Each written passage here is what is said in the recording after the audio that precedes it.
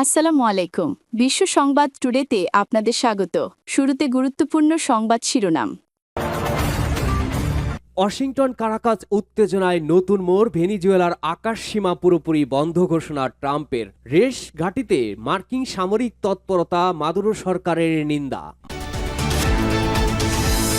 এদিকে গাজা যুদ্ধে নিহত ফিলিস্তিনের সংখ্যা ছাড়ালো ৭০,০০০। আন্তর্জাতিক আহ্বান তোয়াক্কা না করেও পশ্চিম তীরে চলছে আগ্রাসন। ৪ দিনে আহত ২ শতাধিক। বিশ্বের বিভিন্ন শহরে চলছে ফিলিস্তিনিদের মুক্তির পক্ষে প্রতিবাদ। তেলবাহী ট্যাঙ্কারে হামলার দায় স্বীকার জেলেনস্কি বাহিনীর। ইউক্রেন জুড়ে রুশ হামলা, সংঘাত বন্ধের আলোচনায় যুক্তরাষ্ট্র সফরে যাচ্ছে কিয়েভের প্রতিনিধি দল। এদিকে বিদেশি যে কোনো হামলার দাঁত ভাঙা জবাব দিতে প্রস্তুত ইরান। হুঁশিয়ারি সামরিক বাহিনীর। জুনের সংঘাতে ১৯৬টি ইসরায়েলি যুদ্ধবিমান ও ড্রোন ভূপাতিত করার দাবি। জানাবো ঘূর্ণিঝড় ও বন্যায় শ্রীলঙ্কায় মৃতের সংখ্যা বেড়ে ১৫৩। জরুরি অবস্থা জারি। ইন্দোনেশিয়ায় প্রাণহানি ৩ শতাধিক। ভারতের তামিলনাড়ুতে আঘাত হানতে যাচ্ছে সাইক্লোন, সতর্কতা জারি।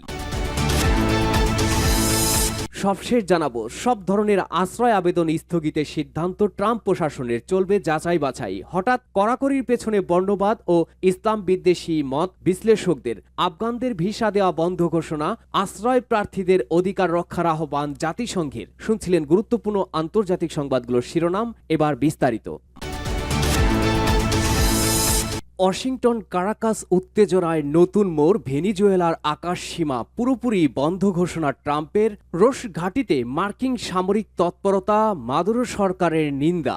ভেনিজুয়েলার আকাশ সীমা পুরোপুরি বন্ধের ঘোষণা দিয়েছেন মার্কিন প্রেসিডেন্ট ডোনাল্ড ট্রাম্প। তার এই পদক্ষেপের নিন্দা জানিয়েছে মাদুরো সরকার। এদিকে ভেনিজুয়েলাকে ঘিরে যুক্তরাষ্ট্রের সামরিক তৎপরতায় নতুন মোড় নিয়েছে। পুয়ের্তো সাবেক রুজভেল্ট রোডস ঘাঁটিতে মার্কিন বিমানের টানা ওঠানামা, ভারী সরঞ্জাম নামানো নিয়ে শঙ্কা সৃষ্টি হয়েছে ভেনিজুয়েলা ঘিরে। কুয়েতের তৈরি সাবেক রুজভেল্ট রোড সেনাঘাঁটিতে শনিবার সকাল থেকেই দেখা যায় মার্কিন সামরিক বিমানের টানা কার্যক্রম। CH-F-3 সুপার স্টারলিয়ন হেলিকপ্টার, 3টি MV-22 অসপ্রে এবং কোস্টগার্ডের নজরদারি হেলিকপ্টার, সব মিলিয়ে ঘাঁটিটি পরিণত হয় আঞ্চলিক অপারেশনের কেন্দ্রস্থলে। রণকৌশলগত অবস্থান আর বিস্তৃত অবকাঠামোর কারণে ২০০৪ সালে বন্ধ হয়ে যাওয়া এই ঘাঁটি পুনরায় চালু হওয়া বিভিন্ন মহলে আলোচনার জন্ম দিয়েছে। এর মধ্যে হঠাৎ সামাজিক যোগাযোগ মাধ্যমে মার্কিন প্রেসিডেন্ট ডোনাল্ড ট্রাম্প ভেনিজুয়েলার ওপরে আকাশ সীমা সম্পূর্ণভাবে বন্ধ ঘোষণা করায় উত্তেজনা আরও বেড়েছে। এই নির্দেশ বাস্তবায়নে কোনো সামরিক অভিযান চলছে কিনা সে বিষয়ে কোনো তথ্য জানে না বলে জানিয়েছে পেন্টাগন। এমনকি হোয়াইট হাউস থেকেও বিস্তারিত ব্যাখ্যা জানানো হয়নি। কয়েকদিন আগে যুক্তরাষ্ট্রের বিমান নিয়ন্ত্রক সংস্থা ভেনিজুয়েলার আকাশে উড্ডয়নকে ঝুঁকিপূর্ণ বলে সতর্ক করেছিল। পরে এর জেরে আন্তর্জাতিক বেশ কয়েকটি এয়ারলাইন্স ভেনিজুয়েলায় ফ্লাইট স্থগিত করে। এতে গত সপ্তাহে 6টি বিমান সংস্থার উপরে নিষেধাজ্ঞা আরোপ করে কারাকাস। ট্রাম্পের এই ঘোষণার তীব্র নিন্দা জানিয়েছে ভেনিজুয়েলা। একই দিনে ট্রাম্পের পদক্ষেপের সমালোচনা করে একটি বিবৃতি প্রকাশ করে মাদুরো সরকার। লাতিন আমেরিকার গবেষকরা বলছেন, মাদক পাচার রোধের আড়ালে এটি একটি ভূরাজনৈতিক অভিযান যা আঞ্চলিক স্থিতিশীলতা নষ্ট করতে পারে। ভেনিজুয়েলা সমুদ্র সীমায় প্রবেশ করলে এর প্রতিক্রিয়া গুরুতর হবে বলেও সতর্ক করেছেন বিশ্লেষকরা। আন্তর্জাতিক আহ্বান তোয়াক্কা না করে পশ্চিম তীরেও চলছে আগ্রাসন। ৪ দিনে আহত ২ শতাধিক। বিশ্বের বিভিন্ন শহরে চলছে ফিলিস্তিনিদের মুক্তির পক্ষে প্রতিবাদ। যুদ্ধবিরতির পরেও পশ্চিম তীর গাজায় বিভিন্ন এলাকায় ইসরায়েলি সেনা অভিযান এবং হামলায় শতাধিক ফিলিস্তিনি আহত হয়েছেন, যা এখনও অব্যাহত রয়েছে। গাজার শরণার্থী শিবিরে শীতের তীব্রতা ও মানুষের জীবন বিপন্ন করছে। তোবার শহর এবং আশপাশের গ্রাম আক্কাবা ও তায়াসে অভিযান চালায় ইসরায়েলি সেনারা। গত ৪ দিনেও অনেক ফিলিস্তিনিকে আটক করা হয়েছে। এছাড়া অন্যান্য এলাকায় কালকিলিয়া, জেনিন ও নাবলুসে আরও ৯ জনকে আটক করা হয়। গাজার স্বাস্থ্য মন্ত্রণালয় জানিয়েছে, ইসরায়েলি হামলায় ৭০,০০০-এরও বেশি ফিলিস্তিনি নিহত হয়েছেন। আহত ১,৭০,০০০ ছাড়িয়েছে। আক্রমণের ফলে বিদ্যুৎ ও পানি সরবরাহ ব্যাহত হচ্ছে। গাজার সরকারি কর্মকর্তারা জানিয়েছেন, গত মাসে যুদ্ধবিরতি চুক্তি স্বাক্ষরের পর থেকে ৫৩৫টি ইসরায়েলি হামলা রেকর্ড করা হয়েছে। এদিকে শরণার্থী শিবিরে শীতের প্রকোপ, মানুষের জীবনের ঝুঁকি বাড়ছে। চরম ঠান্ডা থেকে ছোট অস্থায়ী তাঁবু রক্ষা করতে পারছে না, দেখা দিয়েছে খাবার ও পানির সংকট। সঙ্গে বেড়েছে রোগের প্রকোপ, শিশুদের মধ্যে দেখা দিচ্ছে চর্মরোগ। এছাড়া বিশ্বের বিভিন্ন শহরে ফিলিস্তিনিদের পক্ষে প্রতিবাদ তীব্র হয়েছে। লন্ডনে হাজার হাজার মানুষ ইসরায়েলের বিরুদ্ধে প্রতিবাদ জানাচ্ছেন। তারা ইউরোপেশন প্রতিযোগিতা থেকে ইসরায়েলকে বাতিল করার আহ্বান জানিয়েছেন। রোমেও হাজারো মানুষ ফিলিস্তিনিদের পক্ষে মিছিল করেছে। গাজায় হামলা অবিলম্বে বন্ধ এবং ফিলিস্তিনিদের প্রতি আন্তর্জাতিক সমর্থন নিশ্চিত করার আহ্বান জানান মিছিলকারীরা। ফিলিস্তিনি পতাকা উড়িয়ে শান্তি ও ন্যায়ের দাবিতে স্লোগান দেন। অন্যান্য ইউরোপীয় দেশগুলোতেও গাজাবাসীর পক্ষে বিক্ষোভ চলছে। প্যারিস, বার্লিন ও মাদ্রিদে হাজার হাজার মানুষ শান্তির আহ্বান জানাচ্ছেন এবং গাজায় যুদ্ধ স্থায়ীভাবে বন্ধের জন্য আন্তর্জাতিক হস্তক্ষেপের দাবি করছেন। তেলবাহী ট্যাঙ্কারে হামলার দায় স্বীকার জেলেনস্কি বাহিনীর। ইউক্রেন জুড়ে রুশ হামলা সংঘাত বন্ধের আলোচনায় যুক্তরাষ্ট্র সফরে যাচ্ছে কিয়েভের প্রতিনিধিরা। ইউক্রেনের রাশিয়া তীব্র আক্রমণে অন্তত ৩ জন নিহত হয়েছেন, আহত হয়েছেন অন্তত আরও ২৯ জন। কিয়েভের ড্রোন ও ক্ষেপণাস্ত্র হামলায় বিদ্যুৎ কেন্দ্র ও বাসাবাড়ি ক্ষতিগ্রস্ত হয়েছে। এদিকে কৃষ্ণ সাগরে রাশিয়ার ২টি তেলবাহী ট্যাঙ্কারে হামলার দাবি করেছে ইউক্রেন। একই সময় যুদ্ধ শেষ করার উদ্দেশ্যে নতুন আলোচনায় অংশ নিতে যুক্তরাষ্ট্রে যাচ্ছে ইউক্রেনের প্রতিনিধি দল। স্থানীয় সময় শনিবার ভোরে কিয়েভে ড্রোন ও ক্ষেপণাস্ত্র হামলা চালায় রাশিয়া। এতে বেশ কয়েকজন হতাহতের ঘটনা ঘটে। ইউক্রেনের পররাষ্ট্রমন্ত্রী আন্দ্রেই সিবিহা জানান, রাতভর বেসামরিক, নাগরিক, বিদ্যুৎ কেন্দ্র ও গুরুত্বপূর্ণ অবকাঠামোয় আক্রমণ চালিয়েছে রাশিয়া। তাদের দাবি, ইউক্রেনের আরও ৮টি নগর দখল করেছে পুতিন বাহিনী। দনেতস্ক ও অন্যান্য অঞ্চলের রুশ সেনারা হাজার হাজার ভবন ক্ষতিগ্রস্ত করেছে বলে দাবি করেছে মস্কো, যদিও কিয়েভ তা অস্বীকার করেছে। এদিকে ইউক্রেনের নিরাপত্তা বাহিনী রাশিয়ার ২টি শ্যাডো ফ্লিট ট্যাঙ্কারে হামলার ভিডিও প্রকাশ করেছে।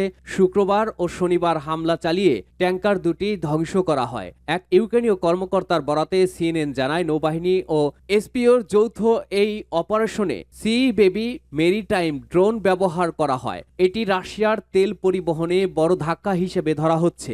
আগুন নিয়ন্ত্রণে আনতে ও আরোহীদের বের করে আনতে উদ্ধার কার্যক্রম চালাচ্ছে তুরস্ক। পাল্টাপাল্টি হামলার মধ্যেই উচ্চপদস্থ কর্মকর্তাদের পদত্যাগের পর ইউক্রেনের নিরাপত্তা পরিষদের সেক্রেটারি রুস্তেম ওমরের নেতৃত্বে নতুন প্রতিনিধি দল গঠন করেছেন প্রেসিডেন্ট ভলোদিমির জেলেনস্কি। তারা যুক্তরাষ্ট্রের শান্তি আলোচনা ও যুদ্ধবিরতি চুক্তি নিয়ে আলোচনা করবেন।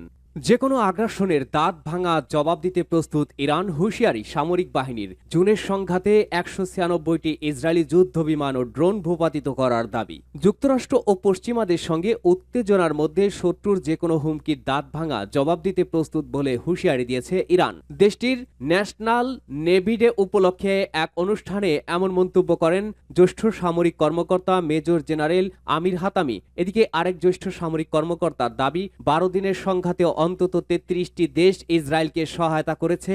এমন অবস্থায় রোববার ইরান সফরে যাচ্ছেন তুরস্কের পররাষ্ট্রমন্ত্রী হাকান ফিদান। দুদেশের বৈঠকে নিরাপত্তা, বাণিজ্য ও আঞ্চলিক সংকট সহ বিভিন্ন বিষয়ে আলোচনা হওয়ার কথা রয়েছে।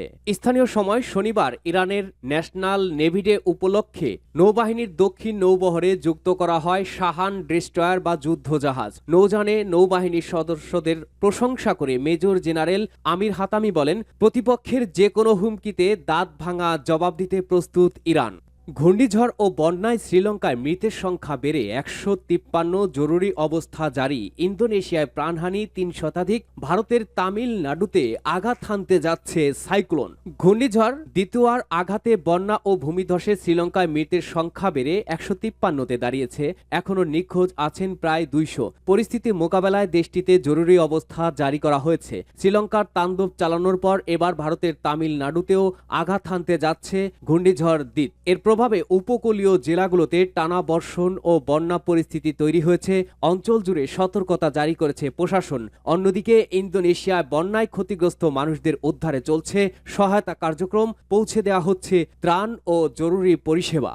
সব ধরনের আশ্রয় আবেদন স্থগিতের সিদ্ধান্ত ট্রাম্প প্রশাসনের, চলবে যাচাই বাছাই। হঠাৎ কড়াকড়ির পেছনে বর্ণবাদ ও ইসলাম বিদ্বেষী মত বিশ্লেষকদের। আফগানদের ভিসা দেওয়া বন্ধ ঘোষণা, আশ্রয় প্রার্থীদের অধিকার রক্ষার আহ্বান জাতিসংঘের। দ্বিতীয় মেয়াদে মার্কিন মসনদে বসার পর থেকেই অভিবাসন ইস্যুতে বেশ তৎপর প্রেসিডেন্ট ডোনাল্ড ট্রাম্প। এবার যুক্তরাষ্ট্রে সব ধরনের আশ্রয় আবেদনের নিষ্পত্তি বন্ধের সিদ্ধান্ত নিয়েছে ট্রাম্প প্রশাসন। শুক্রবার সামাজিক মাধ্যম এক্সে দেওয়া পোস্টে দেশটির অভিবাসন সংস্থার পরিচালক জোসেফ এডলো এই তথ্য নিশ্চিত করেছেন। ওয়াশিংটন ডিসিতে ন্যাশনাল গার্ড সদস্যর উপরে হামলার জেরে এই সিদ্ধান্ত নেওয়া হয়েছে। এছাড়া দেশটির পররাষ্ট্রমন্ত্রী মার্কো রুবিও এক ঘোষণায় আফগানিস্তানের পাসপোর্টধারীদের জন্য যুক্তরাষ্ট্রের ভিসা ইস্যু বন্ধের ঘোষণা দিয়েছেন। এর আগে দেশটিতে তৃতীয় বিশ্বের নাগরিকদের জন্য স্থায়ীভাবে অভিবাসন প্রক্রিয়া বন্ধের ঘোষণা দেন ট্রাম্প। পাশাপাশি 19 দেশের গ্রিন কার্ডধারীদের নথি কঠোরভাবে পর্যালোচনার সিদ্ধান্ত নিয়েছে ট্রাম্প প্রশাসন। তবে